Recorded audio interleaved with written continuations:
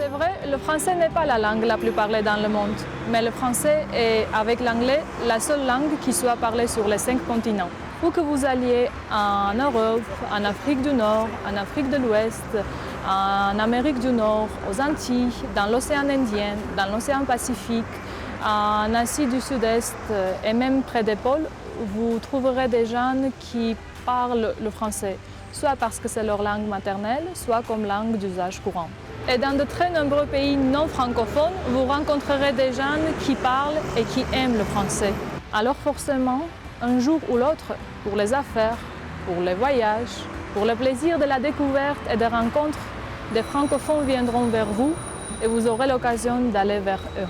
Parler français, c'est accéder aux grandes sources de ces cultures pour mieux en bénéficier, y participer et y contribuer. La Déclaration universelle des droits de l'homme a été tout d'abord rédigée en français et ce n'est pas un hasard. La langue française est porteuse des valeurs de droit, de démocratie, de citoyenneté, de l'universalité et de tolérance. Des œuvres de grands artistes et des intellectuels ont été écrites en français. Parler français, ça fait la différence. Universel pour son implantation, la richesse de ses littératures, rigoureuse, technique, efficace, utile. Pour toutes ces raisons, la langue française est associée à l'élégance et à la distinction.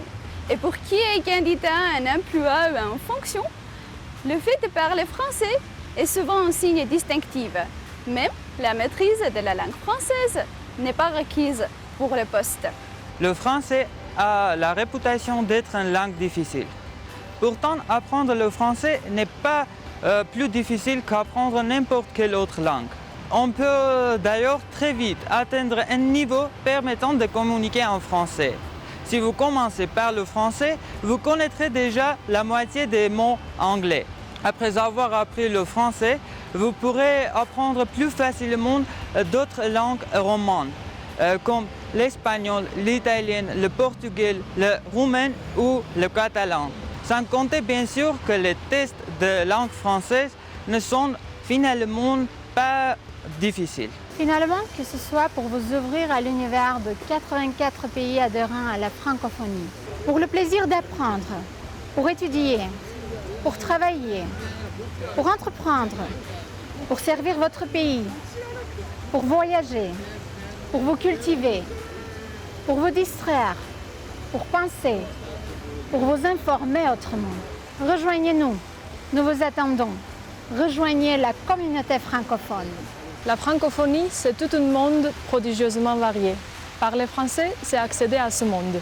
Parler français, c'est accéder aux grandes sources de ces cultures pour mieux en bénéficier, y contribuer et y participer. Parler français, ça fait la différence. Apprendre le français n'est pas si difficile qu'on le croit parfois. Rejoignez-nous, nous vous attendons. Rejoignez la communauté francophone. Parler français, c'est utile partout où l'on peut se rendre utile.